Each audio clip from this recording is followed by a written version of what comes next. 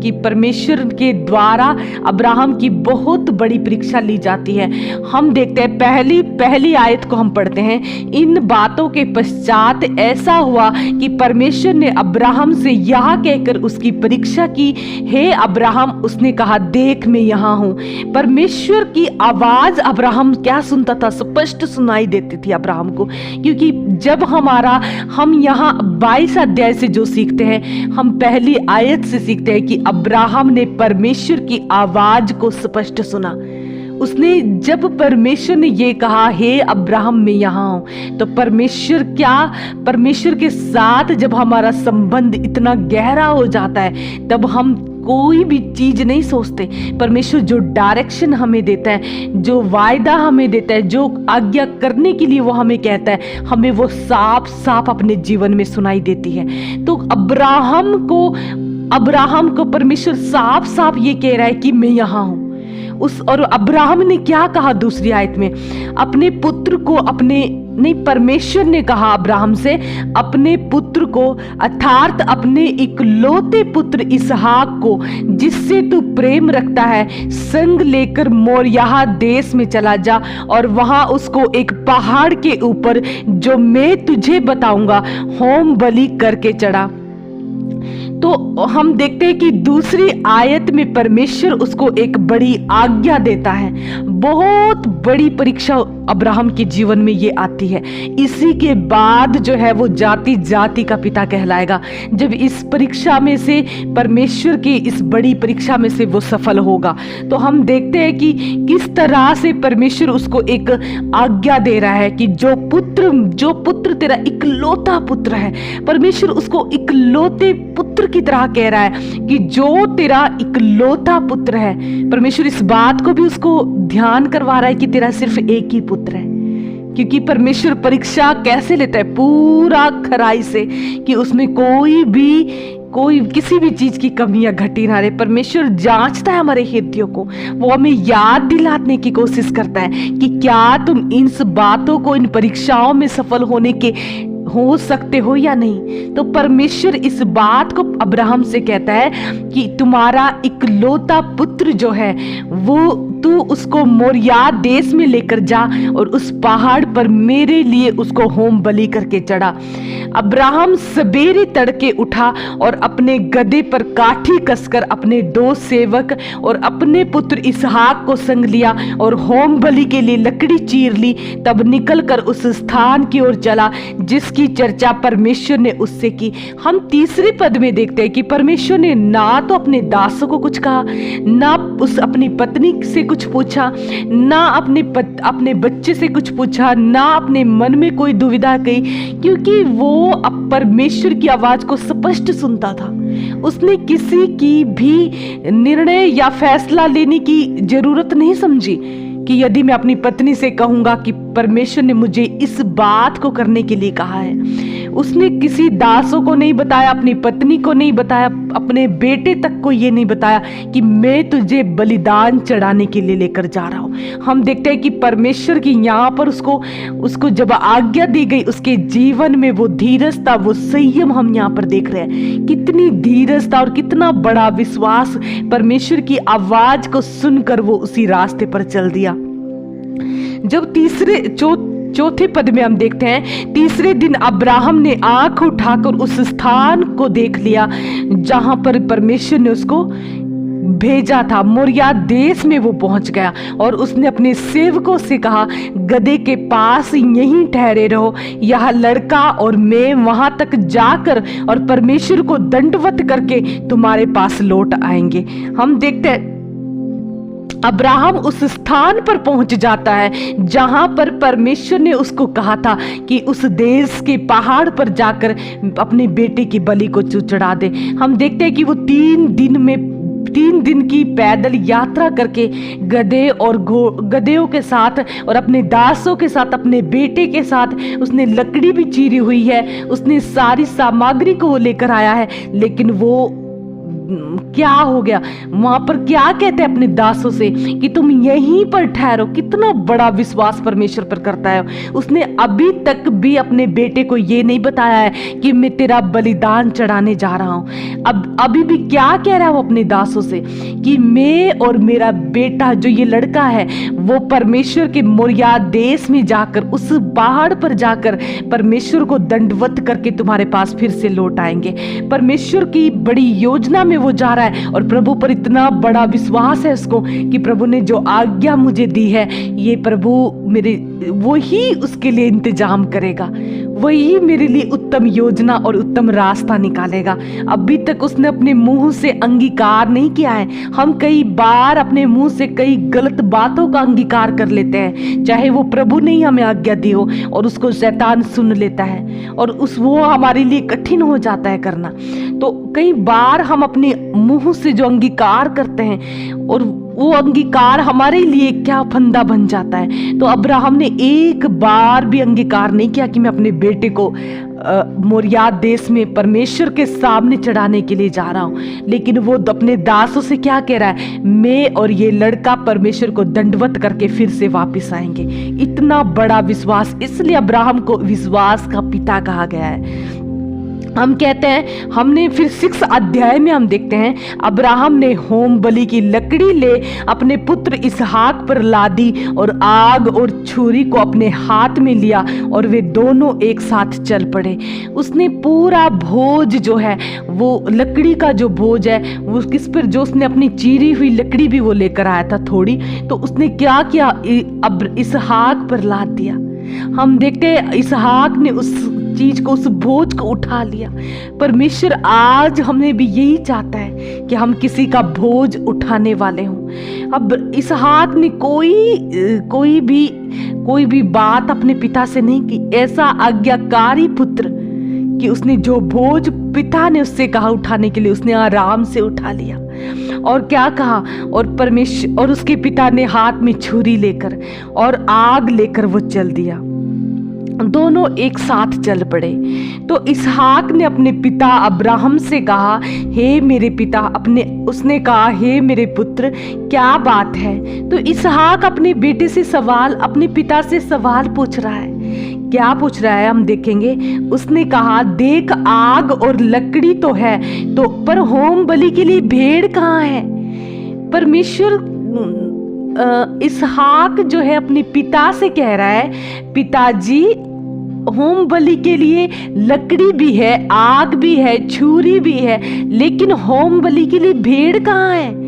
क्योंकि उसको नहीं बताया था अब्राहम ने कि मैं तुझे ही क्या करने जा रहा हूं, मैं तुझे बलिदान चढ़ाने जा रहा हूं। तो हम देखते हैं कि इसहाक अपने पिता से क्या कर रहा है, सवाल पूछ रहा है। तो अब्राहम ने कहा, हे मेरे पुत्र, परमेश्वर होम बलि की भेड़ का उपाय आप ही करेगा। कितना अच्छा उत्तर अब्राहम अपने बेटे से कहता है, कितना विश्वास के साथ कह रहा है, कितना प्रेम और दया के साथ कह रहा है, नम्रता से कह रहा है। इतनी हड़बड़ाई नहीं है उसको अंदर से डर नहीं है, क्योंकि परमेश्वर उसके साथ था। परमेश्वर की आवाज उसको स्पष्ट सुनाई देती थी। परमेश्वर के लिए कह रहा है कि जिसने मुझे वो बड़ी आज्ञा मेरे जीवन में दी है, वो भेड़ का उपाय भी खुद कर लेगा। तो हम अब्राहम के इतने बड़े विश्वास को देखते हैं कि वो क्या कह रहा है कि मैं और ये लड़का जो परमेश्वर को दंडवत करने जा रहे हैं, वो वापिस आएंगे और परमेश्वर अपने आप उस भेड़ का इंतजाम करेगा। तो हम देखते हैं कि वो बहुत उत्तम बात परमेश्वर हमसे यही चाहता है कि हम नेगेटिविटी अपने मुंह से ना बोलें, हम उत्तम योजनाएं परमेश्वर की बोले कि प्रभु ने हमारे बच्चों के लिए उत्तम रखा है, हमारे लिए उत्तम रखा है। बहुत बड़ी योजना परमेश्वर ने हमारे परिवार और घराने के लिए रखी है। हमें कोई भी गलत निर्णय, गलत अंगीकार अपने मुंह से नहीं करना है। हमें अब्राहम के जीवन से सीखना है, कितना बड़ा विश्वास लेकर चल रहा है। अपने बेटे को भी कह रहा है कि जिसने मुझे इतनी बड़ी आज्ञा दी है, वो अपने आप भेड़ का इंतजाम भी कर लेगा।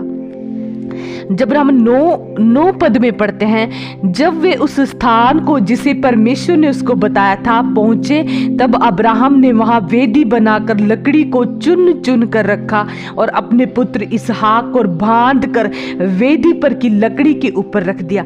तो हम देखते हैं कि अब्राहम वहां पर क्या कर रहा है, और लकड़ियों को वो चुन चुन कर इकट्ठी कर रहा है, क्योंकि वेदी के लिए बहुत सारी लकड़ी की जरूरत होती है। जब वो देखता है कि इधर उधर वो झांकता है, अब्राहम इधर उधर से भी लकड़ियों को चुन चुन कर वेदी पर रखता है और अपने बेटे को बांध कर वेदी के ऊपर चढ़ा देता है। हम देखते हैं वहां तक भी ना तो उसके बेटे ने कोई बात परमेश्वर अपने पिता से कही कि पिता आप मुझे क्यों वेदी पर चढ़ा रहे हैं, और ना ही उसने कोई सवाल पूछा। परमेश्वर आज हमसे भी ऐसा जीवन चाहता है कि चाहे आज हम परमेश्वर के लिए क्या हो जाए, हम आज चाहे हमारे ऊपर कितना भी बोझ आ जाए, चाहे हम परमेश्वर की वेदी पर चढ़ाए जाएं, चाहे हम परमेश्वर के लिए मारे जाएं, काटे जाएं, चाहे कुछ भी हम प्रभु के लिए हो जाए, लेकिन हम एक ऐसे प्रभु हमने मेमना चाहता है, ऐसी भेड़ परमेश्वर चाहता है जो अपनी जुबान से जब उसको बलिदान चढ़ाया जाता है तो वो बोलती तक नहीं। तो परमेश्वर हमसे ऐसी नम्रता और दीनता चाहता है, इसीलिए इसहाक का परमेश्वर भी कहा जाता है। अब्राहम का परमेश्वर तो कहा ही जाता है, लेकिन इसहाक का भी परमेश्वर कहा जाता है, क्योंकि इसहाक ने बचपन से परमेश्वर की और अपने माता पिता की इतनी बड़ी आज्ञाओं को माना। बचपन से उसके जीवन में हम परमेश्वर के बड़े बड़े कामों को देख सकते हैं। चुपचाप वेदी पर प्रभु बांध कर वो लेटा दिया गया, लेकिन उसने चूं तक नहीं कहा। उसने कुछ भी सवाल अपने पिता से नहीं पूछा कि पिता आप मुझे क्यों जला रहे हो, मुझे क्यों वेदी पर चढ़ा रहे हो। तो हम देखते हैं कि उसने अब्राहम ने चुन चुन कर वेदी पर और लकड़ियां भी उसने इकट्ठी की, ढूंढ कर इकट्ठी की। और 10 में हम देखते हैं फिर अब्राहम ने हाथ बढ़ाकर छुरी को ले लिया कि अपने पुत्र को बलि करे। अब्राहम ने छुरी तक को अपने हाथ में ले लिया कि मैं अब क्या करने जा रहा हूं, अपने बेटे को मैं अब परमेश्वर के लिए बलिदान करने जा रहा हूं। तो हम देखते हैं कि 11 अध्याय में जैसे वो अपने हाथ में उस छुरी को लेता है, परमेश्वर का वचन कहता है कि मैं अंत तक तुम्हारे विश्वास को परखूंगा, जब तक वो पूरी खराई से परखा ना जाए। तो अब्राहम का इतना बड़ा विश्वास परखा जा रहा है जब उसने वेदी पर अपने बेटे को रख दिया, लकड़ियां चुन चुन कर रख दी, छुरी उसने हाथ में ले ली अपने बेटे को कत्ल करने के लिए, वेदी पर चढ़ाने के लिए, उसके लहू को वेदी पर चढ़ाने के लिए, परमेश्वर के लिए। तब प्रभु का स्वर्ग द्वार उसके लिए खुल गया। 11 अध्याय में 11 पद में हम पढ़ते हैं, 22 के 11 में, तब यहोवा के दूत ने स्वर्ग से उसको पुकार के कहा, हे अब्राहम, हे अब्राहम। अब्राहम ने कहा, उसने कहा देख मैं यहाँ हूँ। तो स्वर्गदूत क्या कह रहा अब्राहम से, देख मैं यहाँ हूँ। स्वर्ग द्वार खुल गया जब अब्राहम ने उस छुरी को हाथ में लिया अपने बेटे को बलिदान चढ़ाने के लिए। उसने कहा उस लड़के पर हाथ मत चढ़ा और ना उससे कुछ कर, क्योंकि तूने जो मुझसे अपने पुत्र, अपने इकलौते पुत्र को भी नहीं रख छोड़ा।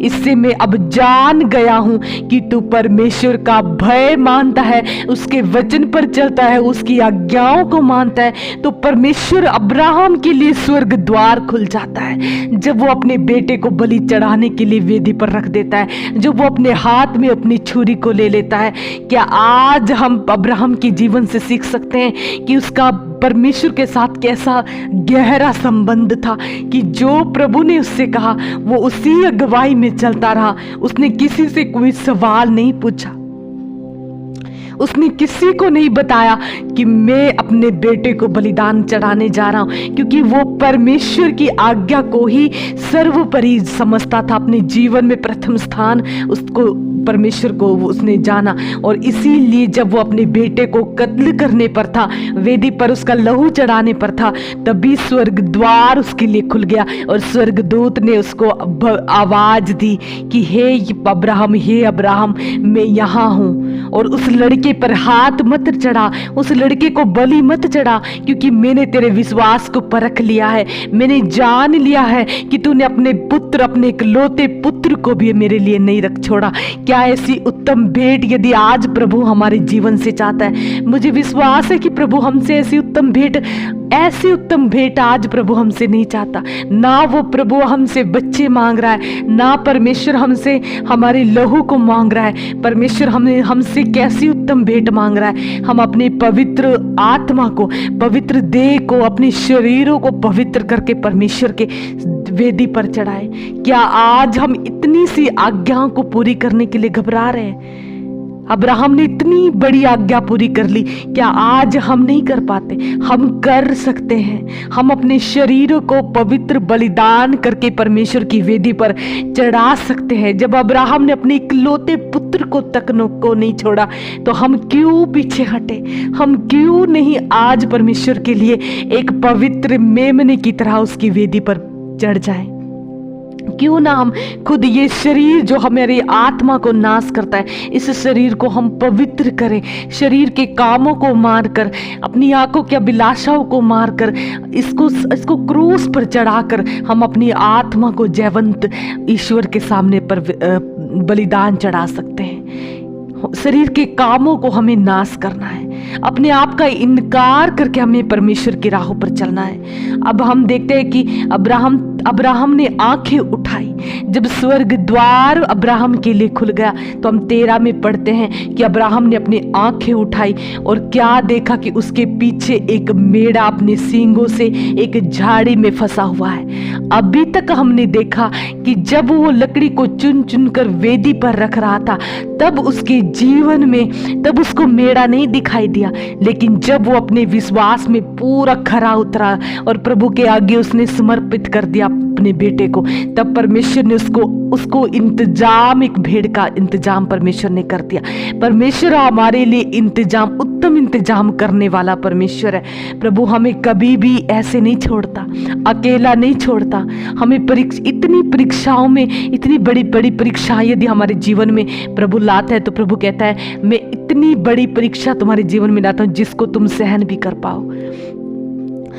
और परमेश्वर हर परीक्षाओं में हमारे साथ खड़ा रहता है। हमें ये नहीं मानना है कि हमारे दुखों में, हमारे दुख की परिस्थितियों में आज प्रभु हमारे साथ नहीं खड़ा। प्रभु सबसे ज्यादा हमारे दुखी क्षणों में हमारे साथ रहता है, सबसे ज्यादा उसका ध्यान हमारे ऊपर रहता है। हम देखते हैं कि जब कोई बच्चा, यदि 4 बच्चे, यदि उनमें से एक भी दुखी होता है, बीमार होता है, तो हमारा ध्यान किस पर जाता है? सबसे ज्यादा उसी बच्चे पर जाता है जो बीमार होता है। तो परमेश्वर का अब्राहम के ऊपर उन परीक्षा में सबसे ज्यादा अब्राहम के ऊपर ध्यान था, और उसने उत्तम इंतजाम, उस भेड़ का इंतजाम किया। जब हम देखते हैं कि अब्राहम ने जाके उस मेढ़े को लिया, जो प्रभु ने इंतजाम करके उसको भेड़ दी, उस मेढ़े को अब्राहम ने लिया और अपने पुत्र के स्थान पर उसे होम बलि करके परमेश्वर को चढ़ा दिया। तो हम 14 में हम देखते हैं अब्राहम ने उस स्थान का नाम यहोवा यीरे रखा। यहोवा यीरे, परमेश्वर इंतजाम करने वाला परमेश्वर है। हाँ, हम देखते हैं कि इसके अनुसार आज तक भी कहा जाता है कि यहोवा के पहाड़ पर उपाय किए जाएगा। परमेश्वर पहाड़ों पर भी हमारे लिए उपाय करेगा। वो अपने आप हमारे लिए इंतजाम करने वाला परमेश्वर है, इसलिए उसको यहोवा यीरे कहा गया है। हम देखते हैं कि 15 अध्याय में हम पढ़ते हैं, 15 पद में हम पढ़ते हैं, फिर यहोवा के दूत ने दूसरी बार स्वर्ग से अब्राहम को पुकार के कहा, यहोवा की यह वाणी है कि मैं अपनी ही शपथ खाता हूं कि तूने जो यह काम किया है कि अपने पुत्र वरना अपने इकलौते पुत्र को भी मेरे लिए नहीं रख छोड़ा, इस कारण में तुझे निश्चय ही, परमेश्वर ने अभी तक 12 अध्याय से 22 अध्याय तक परमेश्वर उसको वायदे करते आ रहा है कि मैं तुझे दूंगा जो मैंने तुझे वायदा किया है। लेकिन आज प्रभु उसको क्या कह रहा है? जब वो बड़ी परीक्षा में भी सफल हो जाता है, अपने पुत्र को बलिदान चढ़ाने में भी वो सफल हो जाता है, तो प्रभु क्या कह रहा है अब्राहम से? मैं निश्चय तुझे आशीष दूंगा, मैं निश्चय तेरे वंश को तारागण के समान करूंगा, मैं निश्चय समुद्र के तीर की बालू के किनकों के समान अन्न अनगिनत तेरे वंश को करूँगा। मैं निश्चय तेरे वंश को शत्रु के देशों का अधिकारी बनाऊंगा। मैं निश्चय ही तेरे वंश को और तुझे जाति जाति का तेरे वंश को धन्य धन्य ठहराऊंगा और निश्चय तू जाति जाति का पिता ठहरेगा। निश्चय ही तू ये सब मेरी जो योजना है, मेरे जो वचन है, मेरे जो आज्ञाएं हैं, मेरी जो योजना तेरे लिए थी वो मैं निश्चय ही पूरी करूंगा। जब तू अभी तक भी विश्वास योग्य रहा, अपने पुत्र को, वरन इकलौते पुत्र को भी तूने नहीं रख छोड़ा। आज हम कहते हैं ना कि हमारे जीवन में परमेश्वर ने तो बहुत वादे किए हैं, लेकिन वो पूरे क्यों नहीं हुए हैं? वो इसलिए पूरे नहीं हुए क्योंकि हम प्रभु के वचन पर चलने से चूक जाते हैं, प्रभु की आज्ञाओं पर चलने से चूक जाते हैं। परीक्षाओं में हम असफल हो जाते हैं, आज्ञाओं में हम असफल हो जाते हैं, आज्ञा नहीं मानते हम जैसा प्रभु हमसे कहता है। इसीलिए जो वायदे, जो भविष्यवाणियां हमारे ऊपर होती है वो हमारे कई बार वो चूक जाती हैं। हमारे जीवन में वो योजना कई बार सफल होने से रह जाती है। यही कारण है हम अब्राहम के जीवन से सीखना है कि वो अंत समय तक सबसे बड़ी परीक्षा में भी सफल रहा।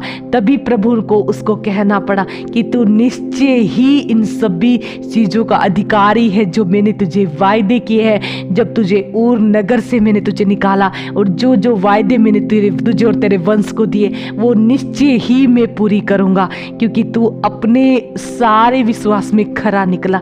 पूरी विश्वास योग्यता के साथ तूने मेरे वायदों को पूरा किया। हम देखते हैं और तब क्या हुआ, और जब अब्राहम का इतना बड़ा विश्वास था परमेश्वर के पास कि वो जब अपने सेवकों से उस मोरिया देश के लिए निकला था, मोरिया पहाड़ के लिए निकला था, उसने अपने सेवकों को कहा था कि मैं और मेरा पुत्र दंडवत करके फिर तुम्हारे पास लौटेंगे। तो हम 22 के 19 में देखते हैं कि अब्राहम अपने बेटे के साथ सेवक के पास लौट आया और सब क्या हो गए, बेसरबा जहां पर अब्राहम रहता था, उस बेसरबा नगर में जहां पर अबीमेलेक और अब्राहम का संधि हुआ था, शपथ खाई गई थी कि हम एक दूसरे को नुकसान नहीं पहुंचाएंगे। उस देश में जहां बेसरबा देश में अब्राहम रहता था, उसी देश के लिए वो सब फिर से निकल पड़े। हम देखते हैं अब्राहम फिर से बेसरबा में रहने लगा। अब्राहम के जीवन में बहुत बड़ी योजना उसके जीवन में पूरी हुई। हम अद्भुत गवाहियों, अद्भुत बातों को हम यहाँ पर सीखते हैं परमेश्वर की। इस उत्पत्ति 22 अध्याय में परमेश्वर ने हमें अद्भुत बातों के साथ ब्लेस किया। हम धन्यवाद देते हैं यीशु नासरी का, उस पवित्र आत्मा का। आइए हम छोटी सी प्रार्थना करें। हालेलुया, धन्यवाद धन्यवाद स्वर्ग में विराजमान परमेश्वर, हम धन्यवाद देते हैं खुदावंद। जो भी प्रभु आज प्रभु जी वचन आया परमेश्वर, आपने हमारे हृदयों से बात की, हमारे मन से बात की खुदावंद।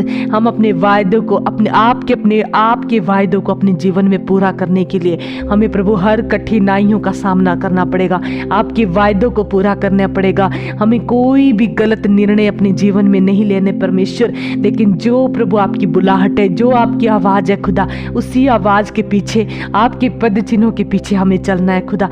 आज चाहे आप कैसा भी प्रभु हमसे वायदा कर रहे हैं, कैसे भी प्रभु रास्ते पर चलने के लिए कर रहे हैं, कह रहे हैं किसी को भी प्रभु आप हमारे जीवन से बलिदान लेने के लिए कह रहे हैं खुदा, हम उसे पूरा करने वाले हो सके खुदावंद। पूरी सच्चाई से, ईमानदारी से, विश्वास से, आज्ञाकारिता से प्रभु हम भी अब्राहम के समान प्रभु जी विश्वास की योग्यता के साथ आपके वचन पर चलने वाले हो सकें। हम सबों को प्रभु जी अपने वचन के अनुसार बड़ी आशीष दीजिए खुदावंद। इस वचन पर परमेश्वर आपकी पवित्र आत्मा की आशीष को हम मांगते हैं प्रभु यीशु नासरी के नाम से। पिता, इन सारे वचनों को और सारी प्रार्थनाओं का आपके पवित्र चरणों में रखते हुए प्रार्थना यीशु नासरी के पवित्र और जीवित नाम से हम मांगते हैं। आमीन आमीन आमीन। Praise the Lord. सबको जय मसीह की।